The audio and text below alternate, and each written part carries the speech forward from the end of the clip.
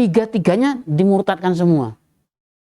Akhirnya timbul dalam hati, masa iya ulama yang lulusan Mekah nggak diterima? Kita ibadah ke Mekah bermakmum kepada Syekh Sudes boleh, tapi kenapa kita nggak boleh bermakmum kepada muridnya Syekh Sudes?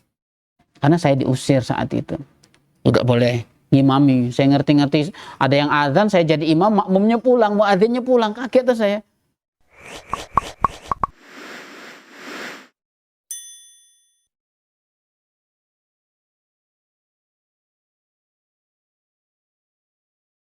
Memang saya kecilnya tidak kenal yang namanya agama. Sampai saya SMA, saya tidak kenal dengan sholat. Singkat cerita, saya diajak orang tua untuk ikut latihan silat saat itu. Latihan silat, akhirnya saya tertarik belajar silat. Singkat cerita, saya diantar ke pondok. Salah satu pondok di Sumatera Selatan. Saya mondok 1,5 tahun sampai 2 tahun, akhirnya saya jadi ikut tes di salah satu pondok pusat Islam Jamaah. Singkat cerita 2016 saya lulus menjadi salah satu dai, disebutnya mubaligh, dan saya ditugaskan di Papua saat itu. Alhamdulillah perjalanan saya sampai Papua dengan lancar. Kemudian punya kerentek pengen kuliah saat itu, pengen kuliah di STAIN Papua saat itu, pengen mendalam ilmu agama.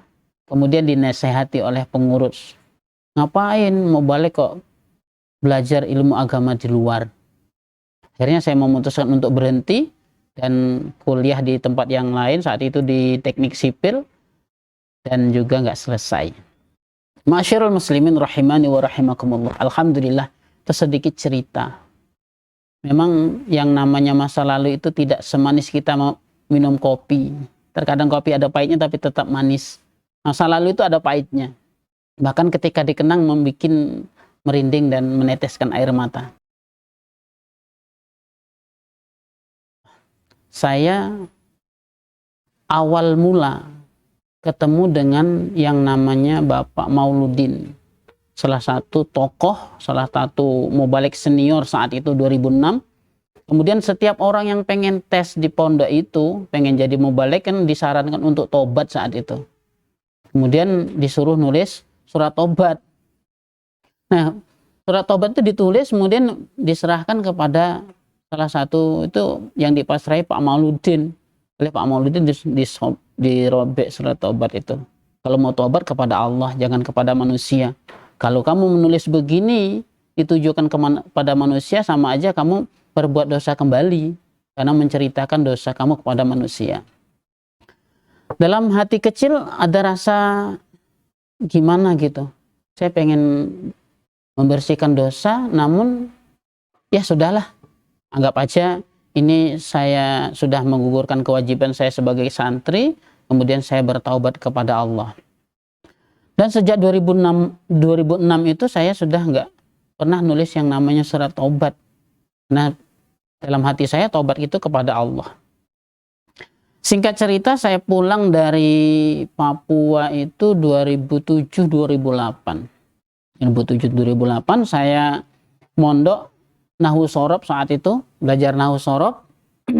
Setelah saya belajar Nahwu Shorob, saya mulai berpikir dengan nasihat-nasihat yang ada di pusat, bahwa Nahwu Shorob ini bukan untuk mengalahkan ilmu mangkul. Nahwu Shorob ini hanya sebatas pengetahuan. Selesai mondok Nahwu Shorob, saya membaca kembali Quran saya baca, saya pelajari lagi dengan kaidah-kaidah bahasa Arab, walaupun bahasa Arabnya baru Nahwu Shorob dasar. Itu pun sudah banyak gejolak di sini. Kenapa maknanya begini, sementara secara lughahnya begini, jauh berbeda. Kita memahami wa'tasimu bihablillahi jami'a. Kemudian dalam lughahnya, dalam bahasanya, wa'tasimu bihablillahi jami'an wala tafarraqu. Di situ dijelaskan bahwa jami'annya itu kan dalam Islam jamaah beramir, berbaiat, bertaat dengan tanpa rujukan. Namun saat itu masih dangkal ilmu karena baru lulus mubaligh, baru hatam himpunan. Nah, kemudian saya pengen menambah ilmu, belajar kutubus sittah. Belajar kutubus sittah kepada Bapak Kiai Haji Shabirun Ahkam di Pondok Jogja saat itu. Saya belajar. Singkat cerita, saya menemukan suatu kejanggalan juga ketika 2010 ada erupsi Merapi. Kemudian saya menjenguk orang sakit di rumah sakit Bethesda bersama beliau, Bapak Kiai Haji Shabirun Ahkam. Saya bertanya kepada beliau, Pak, bagaimana dengan kalimat man qala akhiri kalamihi la ilaha illallah dakhalal jannah? Beliau menjawab, ya dalilnya begitu. Mau diapakan lagi? Dalilnya begitu. Kemudian saya menegaskan, berarti di luar jamaah itu bisa masuk surga. Beliau hanya bisa berkata, ya dalilnya begitu. Masa kita mau mengingkari dalil? Saya mencoba membuat hati saya tenang, membuat hati saya, yang penting saya bisa menetapi kebenaran, tujuan saya ingin masuk surga, ngapain juga saya mikir yang lain. Namun dalam sisi lain saya juga terbenturkan dengan ku anfusakum wa ahlikum naro. Jagalah keluargamu, dirimu dan keluargamu dari api neraka. Terbenturkan. Kalau memang yang saya tetapi ini benar, saya nggak bisa mengajak, saya berdosa. Wong dalilnya wal takum minkum ummatu yad'una ilal khair wa ya'muruna bil ma'ruf wa yanhauna 'anil munkar. Saya kena andalil. Alhasil ini hanya terbenam dalam hati saya, pertanyaan-pertanyaan hanya tersimpan dalam hati saya dan belum punya jawaban yang jelas saat itu. Kemudian di 2012 saya mulai berdakwah, akhirnya kenal dengan teman-teman di ormas di luar Islam Jamaah. Saat itu saya bisa bergabung di luar dan alhamdulillah saya sedikit banyak mendapatkan pencerahan ilmu di 2012. Namun saya masih meyakini dengan bahwa yang kita tetapi ini adalah agama yang hak. Agama yang benar berdasarkan Al-Quran dan hadis dengan cara mangkul, musnad, mutassil.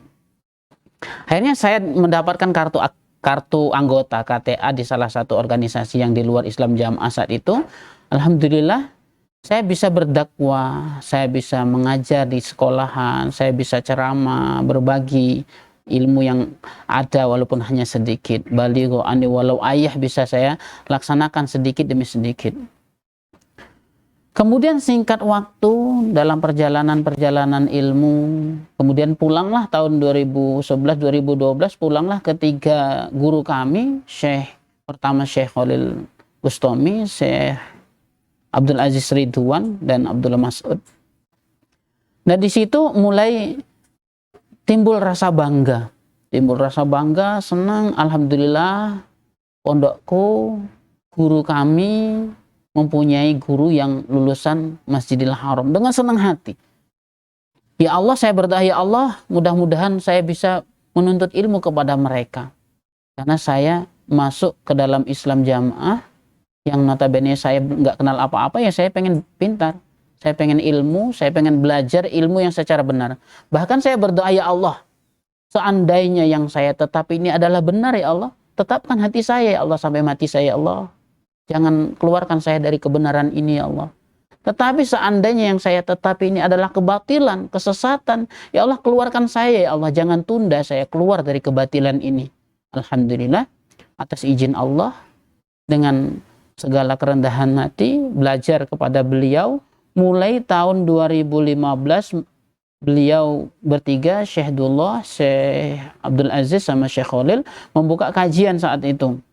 Ada kajian yang namanya Tafsir Ibnu Katsir.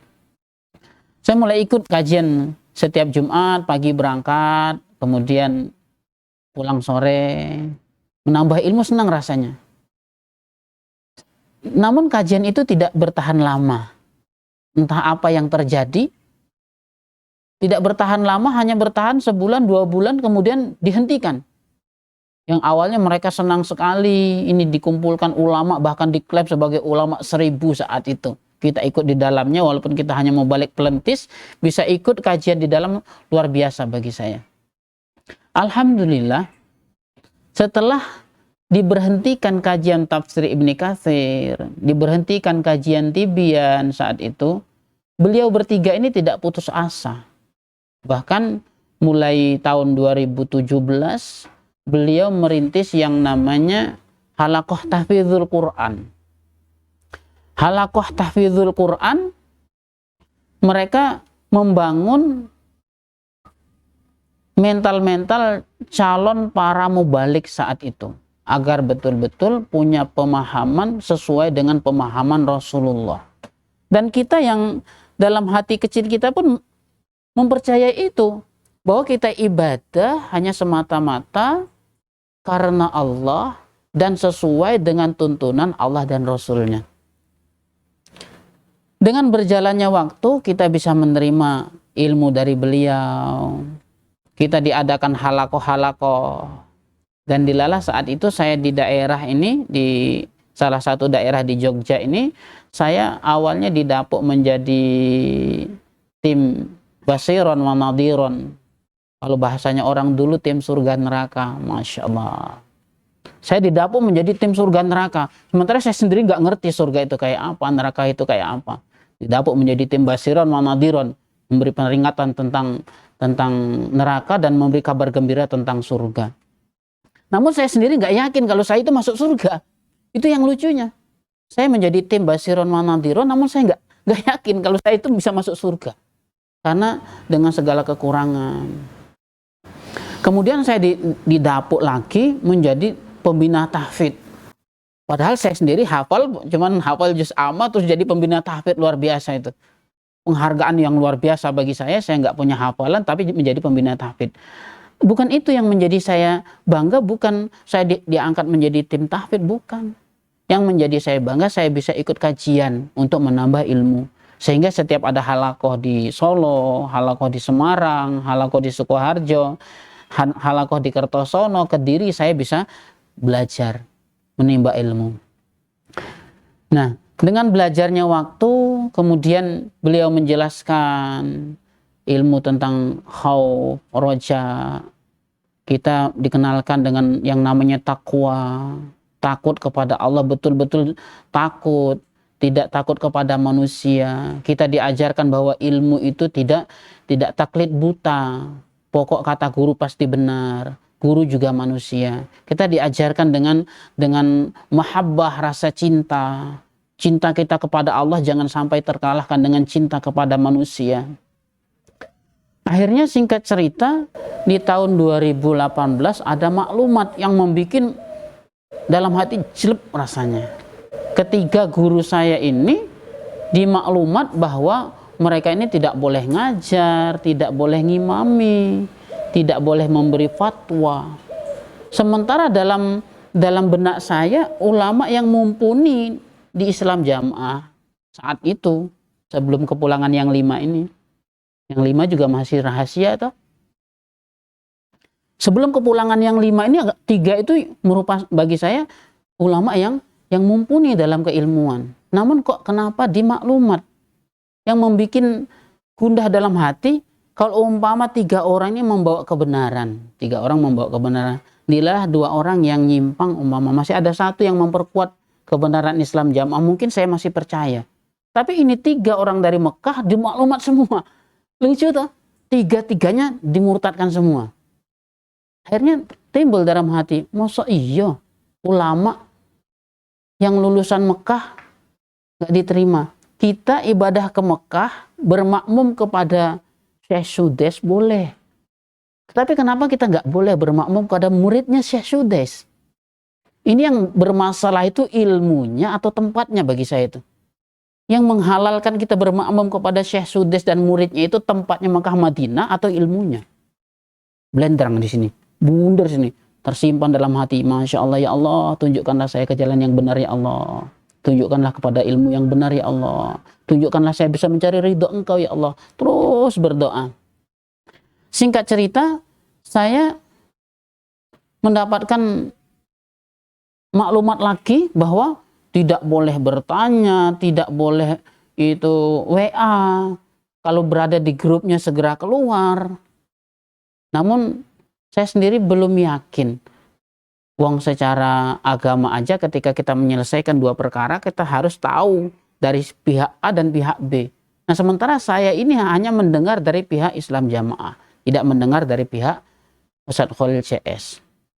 Akhirnya saya memberanikan diri bertanya kepada Khalil Bustami atau Ustadz Khalil Bustami LC, kita bertanya. Kemudian bertanya tentang kenapa di maklumat begini.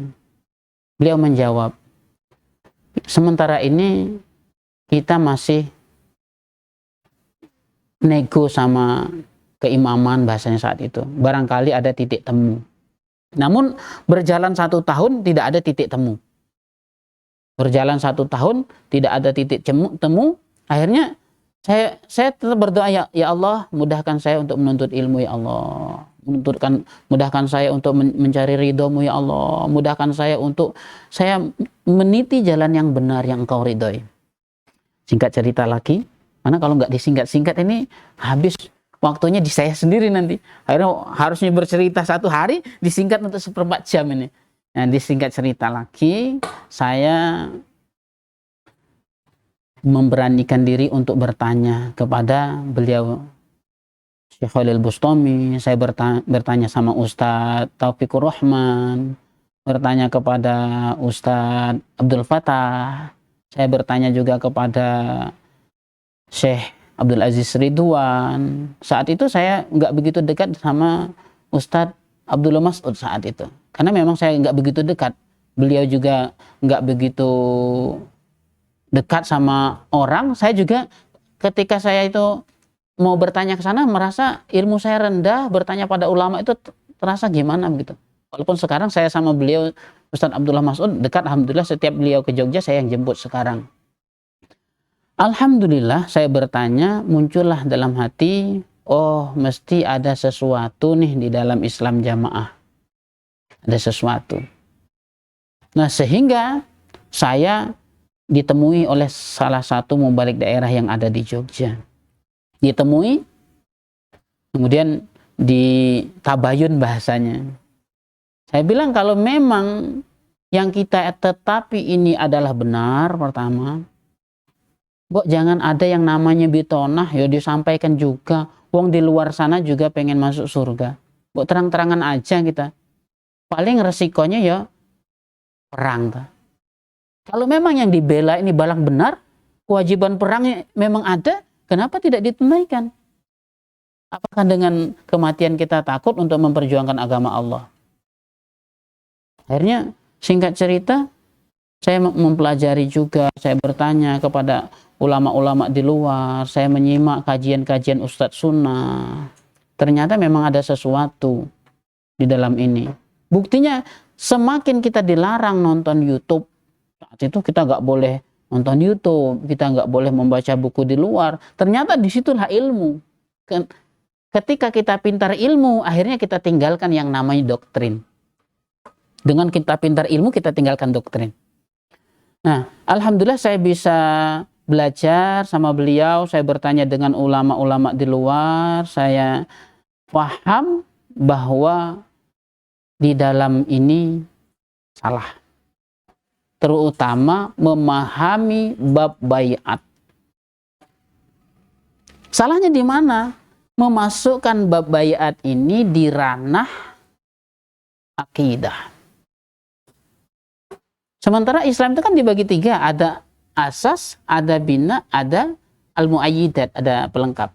Nah, memasukkan bab baiat itu di ranahnya pondasinya Islam. Kalau tidak berbaiat, hukumnya kafir. Kalau tidak berbaiat, hukumnya kafir. Saya berpikir ketika umrah tahun 2016, saya berpikir ketika saya umrah 2016, saya melihat itu umat muslim di sana bisa tawaf, bisa khusyuk, mereka ibadah bisa nangis. Saya berpikir, masa sih mereka itu masuk neraka? Masa saya yang begini, amalan saya begitu hina begini, kok saya sendiri masuk surga, pecicilan masuk surga begitu saja? Nggak masuk di sini saya. Keluarga-keluarga saya yang notabene bukan sealiran dengan saya, mereka yang ahli ibadah, doa malamnya khusyuk, sholat malamnya tertib, baca Qur'annya pintar, ngajar ngaji, ceramah di sana sini, masa ya masuk neraka? Yang terkuak sudah. Akhirnya, singkat cerita, Ustadz Khalil Bustami, kita sering menyebutnya dengan Syekh Khalil, Syekh Aziz sama Syekh Abdullah, memunculkan buku yang judulnya Ta'dil Subhat. Nah, dengan kita mengkaji Ta'dil Subhat, awalnya kan ada 17 ta'dil saat itu, 17 atau 19 ta'dil. Nah, disitulah terbuka kita. Terbuka bahwa yang selama ini kita memahami wa'tasimu bihablillahi jami'an wala tafarraqu dengan rujukan-rujukan hadis, Al-Quran dan Sunnah, ternyata pemahaman yang salah. Kita berpegangan dengan yang namanya dalil dari Umar bin Khattab, la islama illa bil jamaah, dan seterusnya. Ternyata hadisnya dhaif. Masa hadis yang dhaif menjadi rujukan? Akhirnya singkat cerita juga saya dipanggil oleh pengurus Islam Jamaah yang ada di daerah saat itu. Saya dipanggil, saya diajak ngomong, diceritakan. Nah, saya cuman bilang, saya minta izin untuk ngaji dan saya tidak keluar dari jamaah saat itu. Akhirnya saya diizini oleh wakil daerah saya itu, silahkan kalau kamu mengaji, tapi ingat jangan keluar dari jamaah. Saya dari dulu saya tidak pengen keluar kalau memang itu kebenaran. Saya pengen ngaji, tapi ya di Islam Jamaah kalau memang masih bisa didandani, bagi saya mesti bergabung sama teman-teman secara persaudaraan. Sudah 17 tahun saya di situ. Menurut persaudaraan saya udah banyak saudara di situ. 17 tahun bukan hal yang sebentar. Namun ketika ini menyebabkan saya masuk neraka, kenapa saya harus pertahankan? Itu aja yang menjadi pegangan bagi saya. Alhamdulillah saya nggak diajak rembuk, saya diizini saat itu. Tapi ngerti-ngerti pas malam Kamisan saya diumumkan bahwa 3 orang saat itu di Jogja, di salah satu daerah di Jogja saat itu diumumkan ada 3 orang. Satu saya sendiri, kedua Mas Adnan Sandi, yang ketiga Mas Nuruddin yang sekarang jadi Pak Dukuh dia. Insyaallah. Nah, kita diumumkan di maklumat bahwa orang 3 ini sudah terpengaruh. Tidak boleh ngimami, tidak boleh bertanya hukum kepada beliau dan seterusnya. Maklumat itu. Akhirnya ya bagi saya kalau di maklumat ya sudah. Tapi prinsip saya ketika saya diusir dari satu tempat, saya tidak akan kembali lagi. Itu prinsip saya. Ketika saya diusir, wong saya tidak keluar, tapi saya diusir.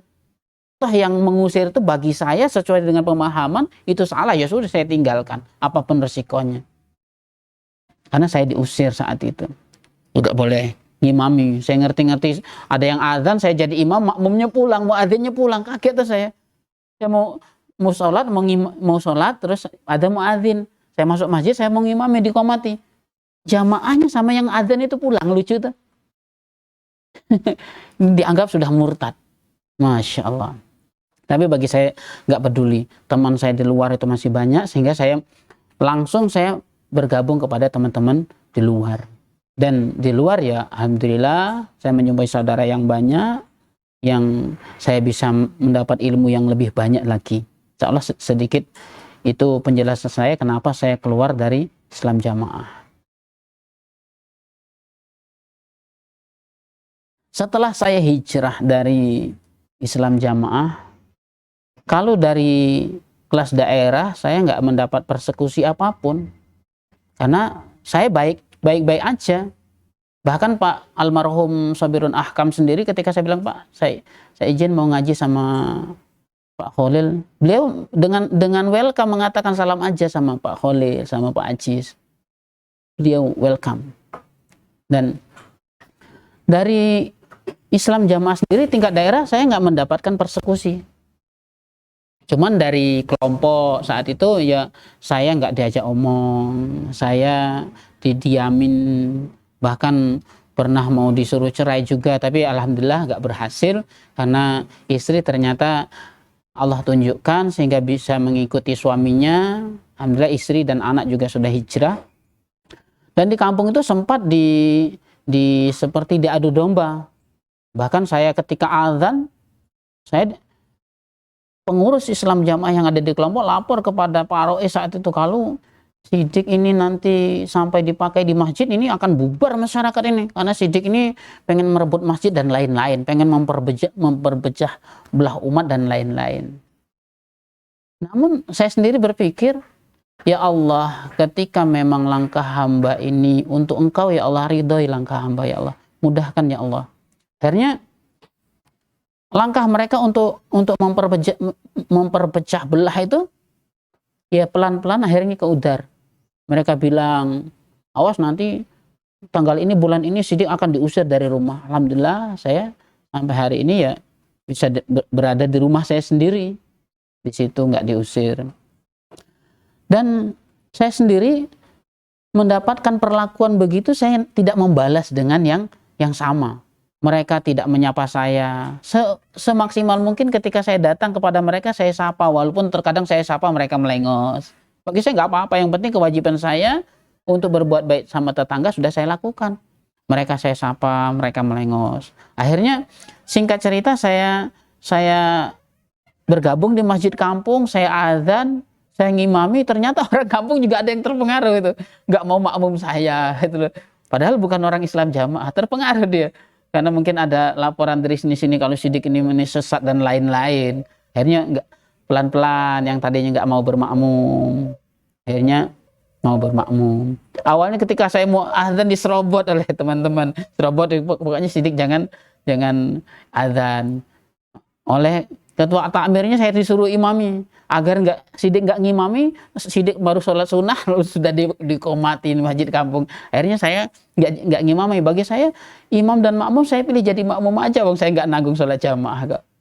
Nah, singkat cerita saya ngajar TPA, ngaji keluarga saat itu di masjid. Nah, singkat cerita juga di masjid tetangga juga membutuhkan. Akhirnya saya suruh jadi khotib, jadi imam, saya ngisi ngaji, dan alhamdulillah sampai sekarang berkembang atas izin Allah. Yang tadi mereka membenci bahasanya sengit endulit, akhirnya sekarang hanya sengit, nggak bisa endulit. Karena pelan-pelan, karena kita melakukan segala sesuatu dengan ilmu. Bedanya orang bodoh dan orang berilmu di situ. Bukan saya mengatakan saya berilmu, mohon maaf. Kita mengkaji kitab, orang berilmu mesti dia bertindak dan berucap diutamakan akal sehatnya. Berbeda dengan orang bodoh. Orang bodoh dia akan bertindak dengan mulut dan hawa nafsunya. Masyarul muslimin rahimani wa rahimakumullah. Alhamdulillah saya nggak mendapatkan persekusian seperti apapun. Teman-teman yang lama tetap menjadi teman saya.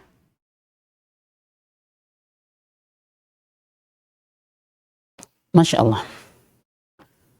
Masyarul muslimin rahimani wa rahimakumullah. Wahai teman-temanku yang masih ada di Islam jamaah, wah kita saudara atau jenengan teman saya.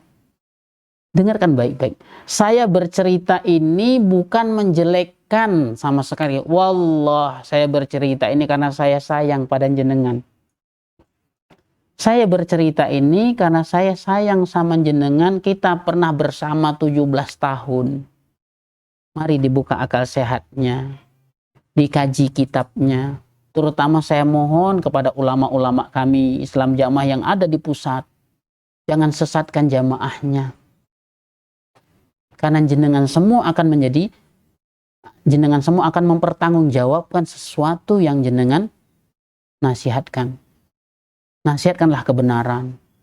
Jangan ada nasihat untuk memecah belah kekeluargaan, sampai mau memisahkan anak dari orang tuanya, memisahkan suami dan istrinya. Bahkan di sini ada di Bantul ini, teman kita juga. Dipisahkan, betul-betul dipisahkan sampai pengadilan pisah antara suami dan istri. Masya Allah, na'udzubillah min dzalik. Nasihat saya kepada teman-temanku, mari buka akal sehat kita. Belajarlah kepada guru yang benar. Nah, di sini kita berpikir dengan akal sehat. Saya ngajak jenengan ini karena saya sayang pada jenengan. Mari belajar yang baik, belajar yang benar. Kajian kita di luar sana banyak. Ulama-ulama yang lebih memumpuni. Carilah. Kalau memang jenengan semua sengit dengan Syekh Khalil Bustami, sengit sama Abdullah Mas'ud, sengit sama Abdul Aziz Ridwan, jenengan boleh cari referensi, berangkat ke Mekah sana cari kebenaran. Masa jenengan hanya percaya kalau isnad itu hilang di becak? Harusnya ketika memang ini kebenaran, dan guru kita Mbah Nur Hasan Al-Ubaidah katanya, yang nama kecilnya Madigol, kalau memang itu ada sanadnya dari Mekah, toh hilang di becak, jenengan yang sekarang intelektual, pintar-pintar, cari dong duplikatnya di situ, ada nggak? Kalau nggak ada, jangan ngaku dengan berisnad mutasil. Karena di luar sana orang yang berisnad itu banyak. Kemudian berpikir dengan akal sehat. Kalau kita sudah belajar yang benar, punya guru yang benar, nanti insya Allah kita akan bersama berdakwah kembali. Walaupun bukan di wadah yang lama. Kita akan punya wadah yang baru, yaitu umat Islam secara umum. Kita berdakwah untuk Allah. Bagi saudara-saudara saya yang ada masih di belakang masjid ini ada teman saya ini, teman seangkatan saya dulu seperjuangan. Masih Jogja, masih jadi satu insya Allah ya. Nah itu ada yang di sini segeralah hijrah. Nah itu.